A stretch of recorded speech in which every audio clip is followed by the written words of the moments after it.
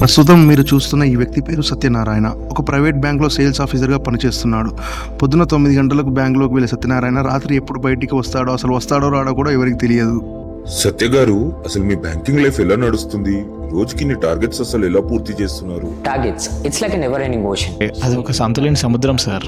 పొద్దున లేవగానే ఒక 10 ఇన్సూరెన్స్ పాలసీలు, మధ్యాహ్నంలోపు 5 క్రెడిట్ కార్డులు, సాయంత్రంలోపు ఒక 2 హోమ్ లోన్లు. ఇవి చేయకపోతే మా మేనేజర్ గారు నన్ను చంపిస్తాడు.